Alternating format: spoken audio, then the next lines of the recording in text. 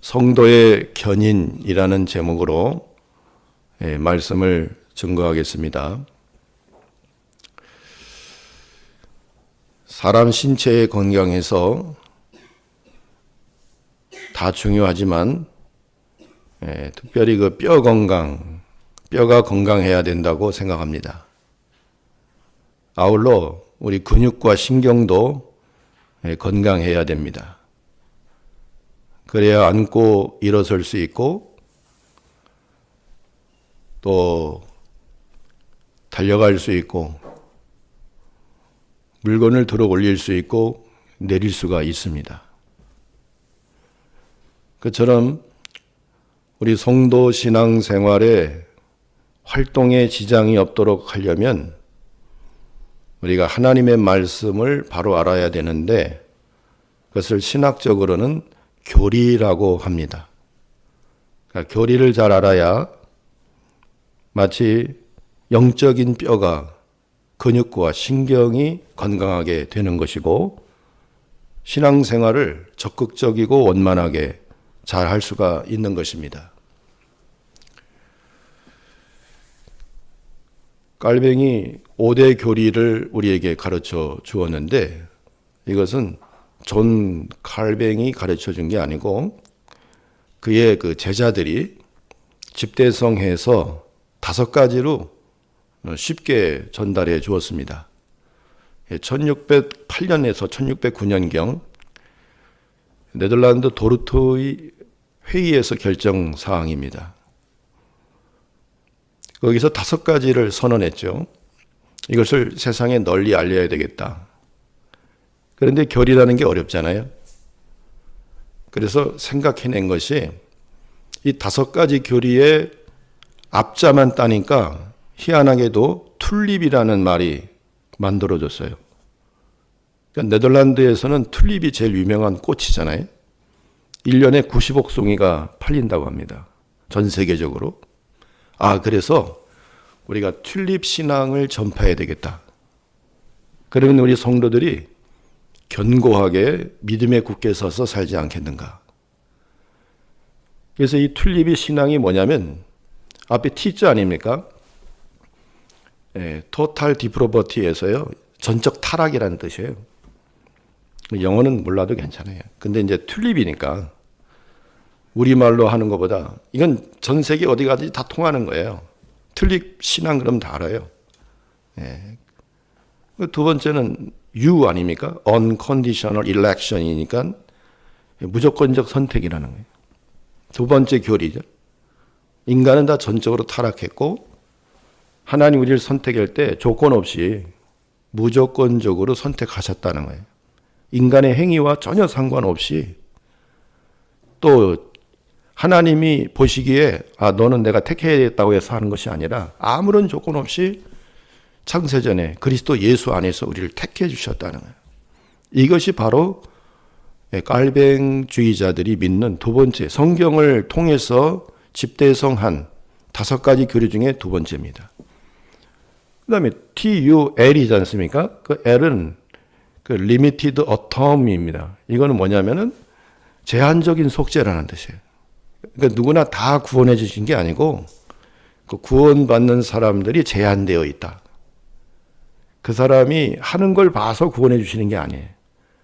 그러니까 만민 구원설이 아니에요. 감리교는 알미니안주의자들은 만민 구원설을 주장하지만 우리 장로교 특히 이제 갈뱅주의자들은 제한적인 속죄를 주장합니다. 왜냐하면 에베소서 1장 4절에 그리스도 예수 안에서 택했다고 했고 가룟 유다에게는 저는 차라리 처음부터 나지 않았으면 좋았을 뻔하였더라 그랬어요. 그리고 하나님이 에서는 버렸고 야곱은 택했다고 그랬어요. 그들이 나기도 전에 하나님이 야곱은 택하고 에서는 미워한 바 되었어요. 그러니까 세상 모든 사람들을 다 구원시키는 게 아니고 하나님께서는 제한적으로 구원시킨다. 그러니까 택한 백성을 위해서 십자가에 못 박히고 피 흘려셨다. 이건 제가 하는 말이 아니고 성경에서 그렇게 말씀하고 있다는 것입니다. 그리고 네 번째가 TULI잖아요. I는 일리저스, 제가 발음은 좀 안 좋습니다만, 불가항력적인 은혜, grace, 뒤에 끝에 붙는 말이. 이 네 가지를 오늘 여러분들에게 전할 제목이 아니고요. 오늘 제가 하고 싶은 말은 다섯 번째입니다.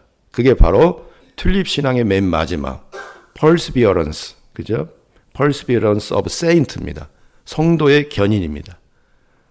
perseverance는 인내란 뜻이에요. 견인. 우리가 흔히 생각하면은 견인, 성도의 견인? 견인차가 차를 끌고 가는 건 아는데 그럼 하나님 우리 끌고 가신다는 건가? 저도 그렇게 생각했어요. 신학교 다닐 때. 쉽잖아요. 견인 그러면 우리가 쓰는 말이. 근데 그것도 보니까 맞는 말 같아요. 하나님 우리 끌고 가잖아요. 잡힌 바 된 그것을 우리는 잡으려고 쫓아갈 뿐이지 우리 하나님께 붙잡혔잖아요. 그죠? 근데 견인은 그런 뜻이 아니고 이게 굳셀 견자입니다. 그리고 이는 참을 인자예요. 굳세게 참는다. 그 굳세다고 하는 것은 견고함을 의미해요. 어떤 대적이 우리를 자극하고 충격하고 공격해와도 절대 패배하지 않는 견고함. 그리고 포기하지 않는 인내를 말해요. 끝까지 가는 거예요. 예수님도 내가 세상 끝날까지 너희와 항상 함께 한다고 한 것처럼 절대 포기할 수 없다는 거예요. 그게 바로 견인. 성도의 견인을 믿어야 되는 거예요.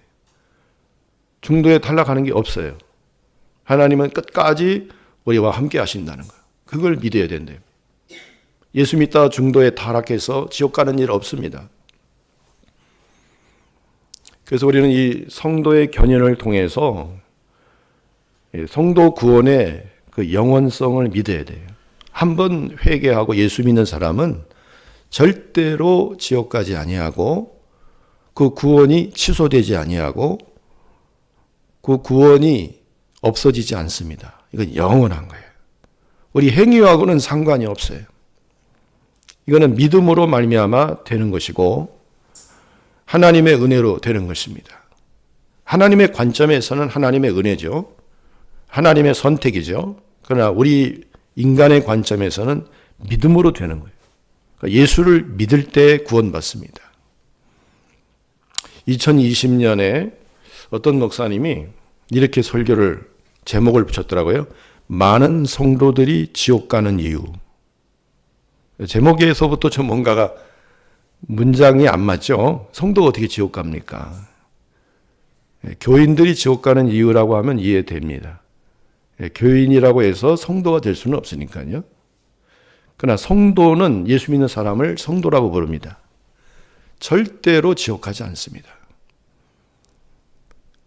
그 제목 자체가 어떤 행위를 요구하는 듯한 내용이에요. 아니나 다를까 설교를 들어보니 율법적인 어떤 행위를 통해서 자기의 거듭남을 증거해야 된다는, 그래야 구원받은 사람이라는 것처럼 말을 합니다. 구원파에서 그런 말 많이 하죠. 그 잘못된 설교예요. 일산에 있는 아주 유명한 교회에서 그런 설교를 하는 걸 제가 들었습니다. 그건 여기 오늘 본문에 있는 말씀과 좀 동떨어진, 하나님의 구원은 절대 취소되지 않는다는 것, 예수 믿는 사람은 그 구원이 영원히 보장된다는 것, 영원하다는 것, 그거를 잊어서는 안 됩니다. 그렇다고 해서 하나님이 우리를 절대적으로 구원을 보장하시며 또 취소되지 아니하며 하나님의 백성이라고 인침을 받았다고 할지라도 우리 성도가 이 세상의 모든 위험에서 면제되는 것은 아닙니다. 위험한 요소들이 우리를 엄습할 수가 있어요. 그러나 그것은 성경에 있는 것과 같이 우리 육신은 해할지라도 우리 영혼은 해할 수 없어요. 영혼. 육신은 언젠가는 다 죽게 돼 있어요. 보이지 않는 세균에 감염돼서 죽을 수 있고요. 교통사고로 죽을 수도 있고요. 아니면 암에 걸려서 병으로 죽을 수도 있습니다. 또 노환으로 죽을 수 있고요. 폐렴으로도 죽을 수 있고요. 죽을 수 있는 방법은 여러 가지가 있어요. 100년 안짝으로 다 죽게 돼 있어요. 그러니까 어떤 위험으로부터 우리를 지켜준다 이렇게 생각하면 안 돼요. 물론 하나님 지켜주시죠. 그러나 그 지켜줌이, 위험으로부터의 그 지켜줌이 그게 우리에게 보장되었다. 그렇게 생각하는 것은 그건 잘못된 믿음이에요. 그것은 신비주의나 어떤 안정을 요구하는 그런 감언이설에 속는 것입니다. 오늘 본문에도 나왔죠. 자, 오늘 본문이 구조가 어떻게 되어 있냐면은 35절은 하나님의 사랑에서 우리를 끊을 수 없다는 거예요. 끊어지지 않는다. 35절에 보면 누가 우리를 그리스도의 사랑에서 끊으리요 하면서 환난이나 공고나 박해나 기근이나 적신이나 위험이나 칼이랴 하면서 7가지로 말하고 있죠. 그러니까 위험이 찾아온다고 했잖아요. 위험. 적신. 벌거벗음도 와요. 쫄딱 망할 수도 있어요. 욥과 같이. 칼은 좀 위험한 도구잖아요. 환난, 박해, 곤고, 고난, 기근, 자연재앙도 찾아와요. 예수 믿는다고 거기로부터 면제되는 게 아니에요. 그러나 궁극적인 것은 뭐죠? 우리의 궁극적인 것은 우리의 영이 하나님과 떨어지지 않는다. 분리되지 않는다. 이거는 하나님과 예수님과 함께 간다. 하나다. 예수 안에 있기 때문에 절대로 우리 영이 지옥에 가지 아니하고 천국에 들어가서 영원히 살게 된다는 것을 말씀하는 것입니다. 그리고 나 36절에서는 무슨 말씀하고 있냐면은 우리가 죽임을 당한다는 거예요. 고난을 받는다. 첫째는 끊어지지 않는다 하는 것을 말하면서 그러나 그렇다고 해서 우리가 죽지 않느냐? 죽는다. 우리는 종일 주를 위하여 죽임을 당하게 되며 도살할 양같이 여김을 받았나이다 그랬잖아요. 그러니까 살려주시옵소서 육신을. 이거는 어떻게 보면 어리석은 기도가 될 수 있어요. 물론 일반적으로는 병 낫기를 위해서 기도하고요. 또 가정의 안전을 위해서 기도하고 또 목사님과 성도들의 평안을 위해서 기도하는 것은 옳습니다. 그러나 결정적인 순간에 둘 중에 하나를 택해야 될 그런 순간에서 육신을 택하는 기도를 해서는 안 된다는 거죠. 모든 걸 다 털어버리고 그 상황을 받아들이고 천국 갈 수 있는 그런 자세가 있어야 됩니다. 우리 교단 목사님은 아닙니다만은 그 이중표 목사님이라고 별세 신학을 쓰신 그리고 이제 기장 측에 해당되는 목사님이시죠. 어떤 면에서는 우리하고 신학 사상이 맞지 않습니다만 그분이 이제 병에 걸려서 이제 병실에서 죽어가는데 오히려 괴로워하고 병 낫기를 위해서 기도하고 그럴 줄 알았는데 가니까 많은 사람들 앞에서 그렇게 감사히 여기더라는 거예요. 세균이요, 암덩어리요, 나와 함께 살아서 고맙다. 너 때문에 내가 주님을 만나게 되었으니 얼마나 고마운 일인가. 나의 몸을 점점 먹어다오, 잠식시켜다오, 병들게 해다오. 마침내 내 목숨이 끊어지는 그 순간 내가 주님 앞에 서리라 하면서 감사 여겼다는 거예요. 그래서 별세 신학이에요. 별세해야지 주님 만난다는 거죠. 좋은 말이잖아요. 그 점이 그 이증표 목사님의 가장 위대한 점이에요.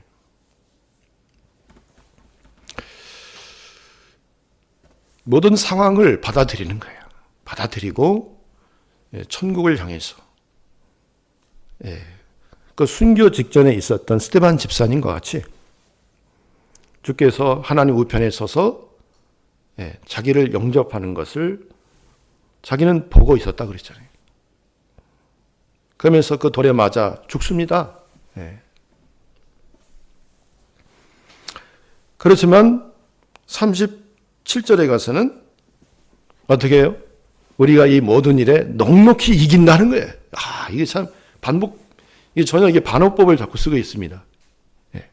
끊어지지 않는다. 그러나 죽게 된다. 그렇지만 우리는 넉넉히 이긴다.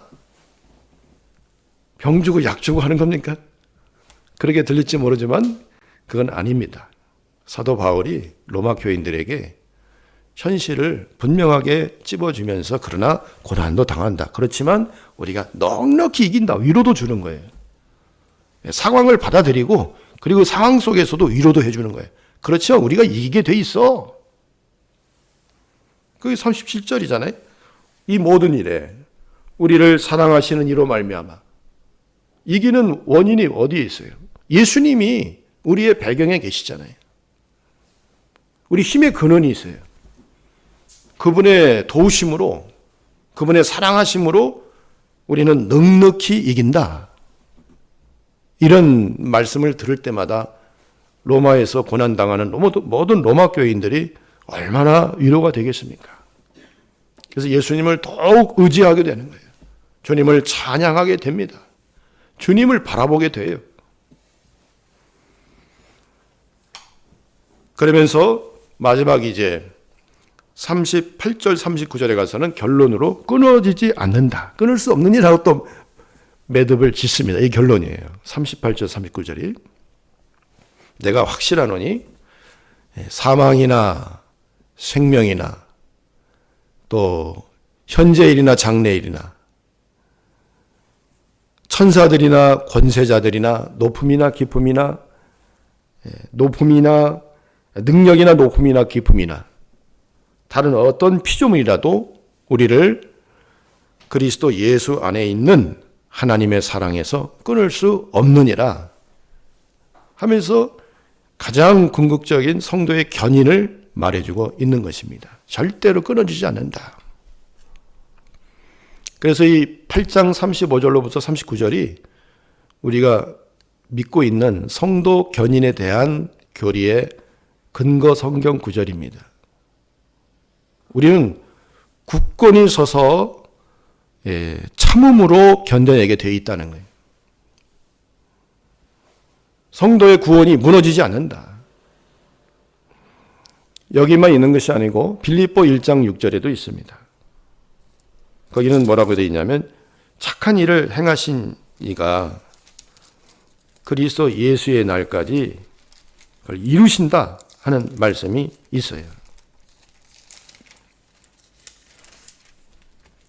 빌립보서 한번 읽어보겠습니다. 빌립보서 1장 6절 너희 안에서 착한 일을 시작하신 이가 그리스도 예수의 날까지 이루실 줄을 우리가 확신하노라. 착한 일은 구원운동이죠. 성도의 영을 죄 가운데서 구원시키는 일. 이게 복음입니다. 우리 그리스도 교회의 궁극적인 사업은 성도의 영을, 그러니까 인간의 영을 죄에서 건져내는 거예요. 그 나머지는 부수적인 사역이고 가장 핵심적이고 목표가 되는 사업은 옆에 있는 사람의 영을 구원받게 하는 것이 제일 중요한 것입니다. 그러니까 우선순위를 절대 놓쳐서는 안 돼요. 그래서 그 사람의 영혼을 위해서 기도해 주는 거예요. 이름을 알고 있습니다. 그 사람의 이름을 들어가면서 하나님 불쌍히 여겨 주시옵소서. 그 사람을 택했는지 안 택했는지 이건 우리 소관이 아니에요. 우리는 알 수 없죠. 그건 기본적인 교리고 그걸 믿지만 하나님이 그걸 알 수 없게 만들어 놓잖아요. 그러면서 그 사람을 붙잡고 기도해 주는 거예요. 저도 일본에서 사역할 때 우리 교회 오면 형편없죠. 교회 상황이 다 어렵잖아요. 그리고 한국에서 돈 벌러 오신 분들이 많고, 뭐 일본 사람들 몇 사람 안 되고, 대개는 다 건설 노동자들, 또 그 외에도 공장에서 일하시는 분, 또 유흥업소에서 종사하시는 분들, 이렇게 구성이 되어 있고, 현지에 사시는 이제 교포들 이렇게 있었는데, 어떤 분이 우리 교회 와가지고, 목사님 교회 피아노가 시원찮은 것 같은데, 그거 하나 해드릴까요? 교회 한두 번 오더니, 오지는 아니하고, 교회에 필요한 것을 이야기합니다. 그래서 필요 없습니다. 그럼 무엇이 필요한가요? 저는 당신의 영혼이 필요합니다.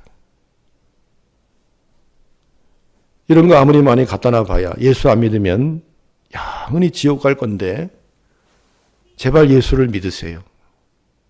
그래야 구원받습니다. 그분이 만나는 사람들이 다 유흥업소에 종사하는 사람들이라 예수 믿기 어려운 환경이에요.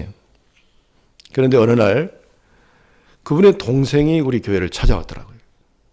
어떻게 해서 우리 교회 오게 됐습니까? 물어봤더니 알고 보니까 그분의 여동생이에요. 야, 너 교회를 갈 때 내가 보낼 때는 그 교회 가는 게 좋겠다 해서 왔다는 거예요. 아니, 그분 보고 오라고 했는데 동생을 보냈어요. 언니의 구원을 위해서 기도 많이 해야 되겠습니다.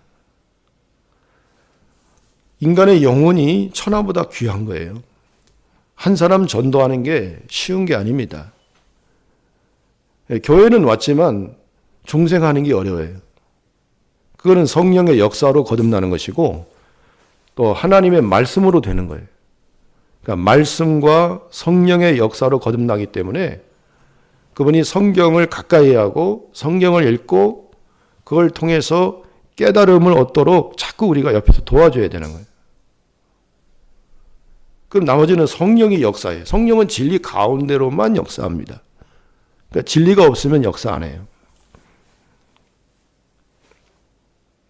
바다가 고요하고 잔잔할 때는 보기 좋죠. 그런데 그런 바다도 회오리 바람이 강풍이 몰아닥치는 이유는 그 강풍을 일으키는 원인이 그 수분 아닙니까? 바닷속에 있는 수분.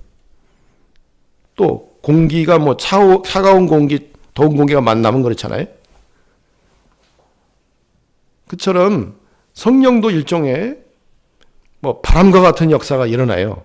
갑자기 느닷없이 예수 믿겠다고 하고 변화되고 새 사람 되고 그래서 주님을 향하는 마음이 남달라요. 저도 어렸을 때 예수 믿어지는데 그냥 믿어지는데 어떻게 이거 감당할 수가 없습니다. 가슴이 뜨거워지고 그냥 믿어지는 거죠. 그래서 저도 19세 때 이 성경을 무조건 한번 읽어봤어요. 이게 도대체 무슨 말씀인지.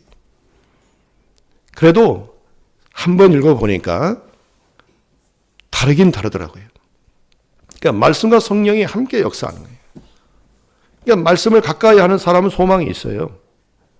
성경 공부를 하고 성경을 읽고 묵상하는 사람에게 희망이 있는 거예요. 성령이 그렇게 역사하니까요. 그래서 우리는 한 사람의 영혼이 천하보다 귀한 줄로 그렇게 여기고 도와주는 일을 하는 것이 바로 전도입니다. 교회 밖에서나 교회 안에서나 되게 교회 안에서 가능하죠.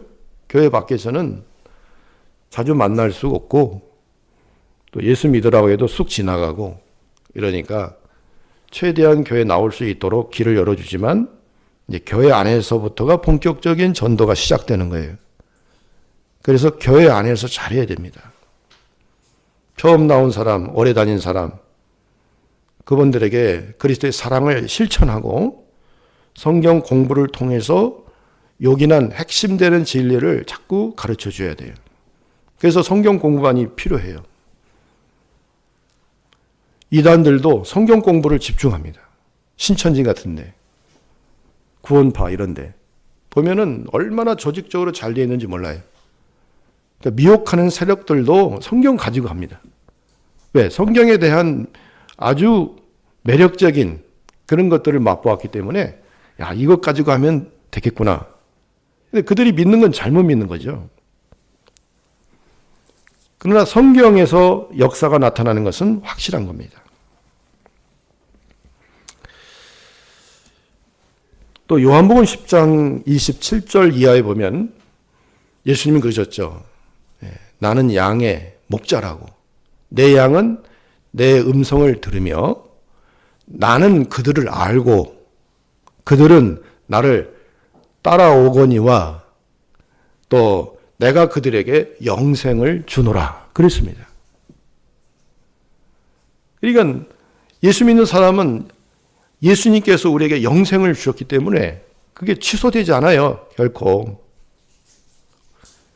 다른 어떤 피조물이라도요. 그러니까 사망이 찾아와도 우리를 끊을 수 없어요. 예수 믿는 게 그렇게 좋은 거예요. 그러니까 여러분들은 예수를 믿는다는 것이 가장 중요한 겁니다. 그래서 죽음을 맞이하는 분이 있어요. 임종을 앞둔 분들. 그분에게 찾아가서 제일 먼저 해야 될 말이 그분이 목사님이든 장로님이든 상관없어요. 예수 믿으면 천국 갑니다. 꼭 얘기를 해줘야 돼요. 그건 어떤 분이든 상관이 없는 거예요. 그러면 이제 죽음을 앞두고 있고 조금 있으면 돌아가실 텐데 무슨 얘기를 하겠습니까? 저는 하도 급해가지고 예수 천당 이렇게 한 적이 있어요. 너무 다급해가지고 서울대병원 응급실 들어갔는데 못 들어오게 하더라고요. 왜냐면 손을 못 대겠다고 의사도. 세균 감염되면 안 되니까 못 들어오게 하는데 아니 어차피 돌아가실 분이면 뭐 목사님 오셨는데 좀 뵙게 해달라고 했더니 만나게 해주더라고요. 근데 상황이 뭐 장이 다 파열됐어요. 상황이 너무 열악해요. 거기서 뭐 설교를 하겠습니까? 찬송을 부르겠습니까? 교회도 한 번도 안 다녀봤어요. 그래서 그냥 예수 천당. 예수 안 믿으면 지옥. 그랬더니 거기서 고개를 끄덕거리시더라고요. 그 새벽에 돌아가셨어요. 그 다음날. 안 믿는 가족들이 데리고 가서 절로 모시고 가서 절로. 그러니까 절에 가도 상관없어요. 어디를 가도 상관없어요. 육신은. 근데 그 사람의 영혼이 그 순간에 예수가 들어왔으면 그걸로 우리는 성공한 거예요. 내 안에 예수가 있으면 이긴 거예요.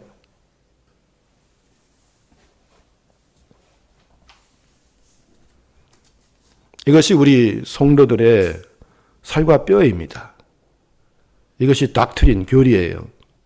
성도는 예수 그리스도로 말미암아 견고하게 서게 되는 것입니다. 오늘 본문으로 다시 돌아와서 우리를 그리스도의 사랑에서 누가 끊을 수 있겠느냐? 아무도, 그거는 우리 사람도, 나 자신도, 우리 부모님도 스스로 목숨을 끊는다 할지라도요, 그건 자기가 결정한 것 같아도, 그러나 예수님께서 우리를 구원의 밧줄로 꽁꽁 묶어놨으면 절대로 취소되지 않는다. 그런 뜻입니다.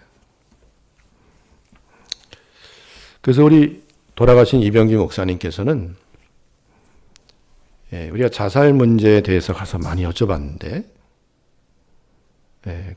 그런 사람들은 지옥 가지 않나요? 그랬더니 예수님 목사님 대답이 예수 믿으면 천국 가고 안 믿으면 지옥 간다. 이거 외에는 내가 대답할 수 없다. 그러시더라고요. 그렇습니다.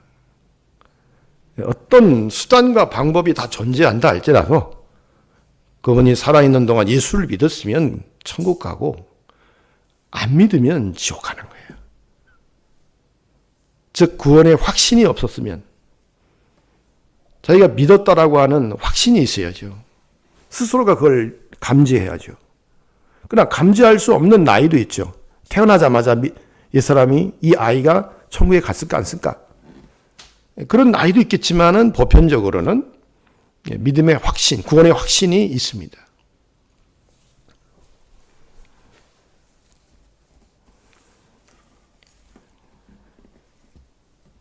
35절에 우리가 종일 주를 위하여 죽임을 당하게 되며 도살 당할 양같이 여김을 받았나이다 함과 같으니라.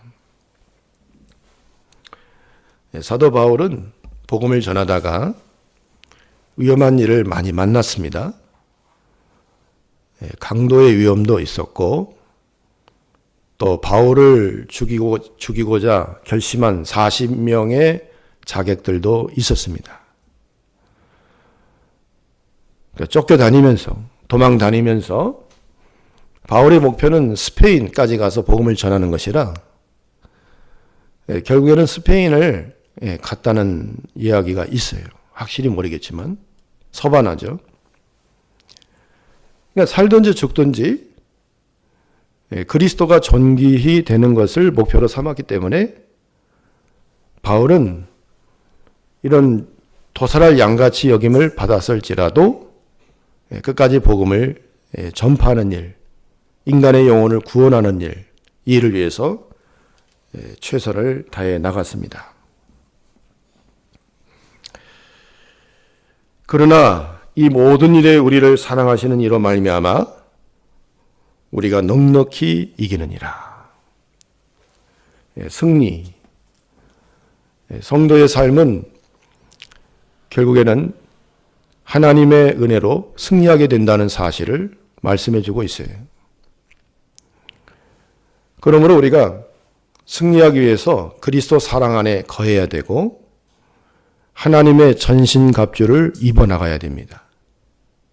구원의 투구를 쓰고 의의 흉배를 붙이고 또 진리의 허리띠를 띠고 복음의 신을 신고 성령의 검을 가져야 돼요. 하나님의 전신갑주를 입어야만 승리해 나갈 수 있어요. 마귀는 우는 사자와 같이 두루 다니면서 삼킬 자를 찾는다고 했습니다. 사탄이 역사하기 좋은 환경을 우리가 만들어서는 안 되죠. 그런데 우리가 살다 보면 그런 환경이 조성될 때가 있어요. 나도 모르게 감정이 상해가지고. 저도 마찬가지입니다. 어쩌다 보니 이렇게 됐어요. 그게 바로 마귀에게 노출된 거예요. 마귀도 영역의 제한을 받아요. 하나님과 같이 전지전능하지는 못해요. 자기 구역이 있습니다. 그리고 마귀도 두루 찾아다녀야 돼요. 하나님은 그렇게 할 필요가 없거든요. 하나님은 1분 1초라도 우리가 무엇을 하는지 숨 쉬는 것까지 다 알아요. 그러나 마귀는 그렇게 몰라요. 그래서 마귀가 돌아다니다가 우리에게 그 노출되면은 그때 와서 역사하는 거예요. 그래서 그때 실패하는 거죠. 1회전, 2회전은 실패했어요. 그러나 아직 경기는 끝난 게 아니에요. 종종 실패할 때도 있다는 거죠. 우리가 성내기도 하고 싸우기도 하고 말에 실수가 있을 수도 있고 또 어떤 일로 잘못을 범할 수가 있어요. 교통법을 위반할 수도 있어요. 운전하다 보면 순간적으로 그냥 확 돌릴 수 있잖아요. 그리고 나서 후회하죠.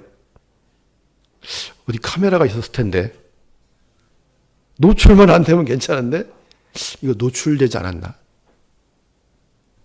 이미 사탄에게 발견됐으면 와서 역사하죠. 그거 가지고 시험이 들어옵니다. 그럴 때는 어떻게 해야 되겠습니까? 우리 아버지 하나님께 엎드려서 기도하는 거예요. 시험을 만났을 때 하나님을 찾는 것이 그걸 해결할 수 있는 가장 좋은 방법이에요. 어떤 목사님은 목회를 잘하려면 산에 가야 된다고 말씀하신 분이 있어요. 산에 가서 하나님께 엎드리는 거죠. 기도하는 거예요. 인간적인 방법으로 해결하려고 하다가 오히려 덧나요. 일이 더 확대되고 더 잘못돼. 나가서 스톱하고 인정할 거 인정하고 내려놓을 건 내려놓고 수습할 건 수습하되 가장 중요한 부분은 하나님 의지하면서 회개하는 거예요. 사람 앞에도 사과하고 인정하고. 그러면 사탄이 자기 할 일이 없다는 걸 깨닫게 돼요.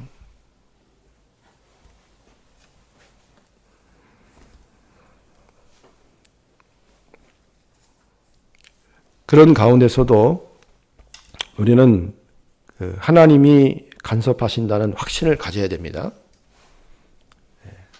절대로 우리의 구원은 취소되지 아니하며 이런 상황에 있어도 주님이 오셔서 또는 여기 계셔서 도와주신다는 것을 확신을 해야 돼요. 우리까지 지금까지 인생 살아올 때 그러지 않았습니까? 어려운 일 많이 만났지만 다 헤쳐왔으며 그런 어려움 속에서 우리가 많은 것들을 터득했잖아요. 그런데 또 뜻밖의 일들이 계속 또 찾아와요. 사망이나 생명이나 천사들이나 권세자들이나 현재일이나 장래일이나 능력이나 높음이나 기품이나 그 어떤 피조물이라도 우리를 그리스도 예수의 사랑 안에서 끊을 수 없다는 거예요. 가위질하고 칼질하고 어떻게든지 끊어보려고 노력합니다. 그러나 세상 의지하면요, 예수 믿는다 할지라도 마치 구원에서 취소된 것처럼 느낄 때가 있어요. 세상 의지하면. 하나님이 안 도와주시는가 보다 이렇게 생각할 때가 있어요. 그렇죠. 세상의 방법은 끊어지게 돼 있어요. 러시아의 어떤 여성은 번지 점프 해가지고 멋지게 아주 멋있게 떨어졌습니다. 그리고 그 순간을 다 카메라에 담았는데 마지막에 한 번 더 올라가 자기 인증샷을 한번 찍어보자고 올라갔다 떨어져 죽었잖아요. 잘 되는 것 같지만 안전장비도 하지 아니하고 아주 자신만만하고 자만심이나 그런 교만함에 빠져가지고 스스로 올라갔다가 떨어져 죽었어요. 그렇게 된다니까요. 교만해져요. 자기도 모르게. 그러니까 자기가 잘못해가지고 죽는 거예요. 우리 번지점프 사고는 곳곳에서 많이 일어나고 있잖아요. 우리나라에도 그렇고. 안전한 것 같으나 끊어진다니까요. 운전 잘하시는 분들은 내가 운전을 잘하는 것 같지만 그러나 갑자기 교통사고를 만날 수 있습니다. 저도 그랬어요. 지지난주에 강원교회 가는데 운전에 대한 자신 있죠. 근데 교회 다 와서 빨간 신호등을 보고 브레이크를 밟았는데 차는 섰습니다. 근데 그 순간 잠이 들었네요. 그래서 오른쪽 다리가 풀리면서 앞에 있는 벤츠를 받아버렸어요. 여기 오기 전에 전화가 왔는데 그 살짝 받은 게 245만 원 나왔다고 그러더라고요. 그럼 그렇게 처리하세요. 그렇죠. 보험으로 처리하는 거니까. 근데 다음에 보험료 낼 때 그게 할증되겠죠. 잘하는 것 같으나 그렇게 실수를 한다는 거 아니에요. 졸음이라는 건 내가 어떻게 할 수 없는 거예요. 그런 부작용이 있는 거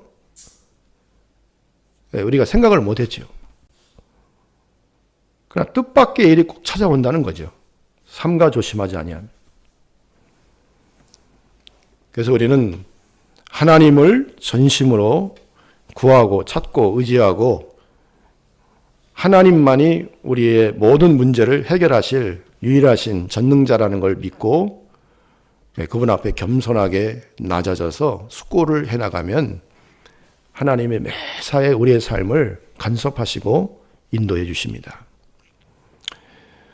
자, 오늘 이 성도의 견인. 우리는 굳세게 참고 버티면서 결국에는 무너지지 아니하며 반드시 하나님께서 승리를 이끄신다는 그런 믿음을 갖고 절대 하나님이 안 도와주시는 게 아닌가 이런 생각을 하면 안 됩니다.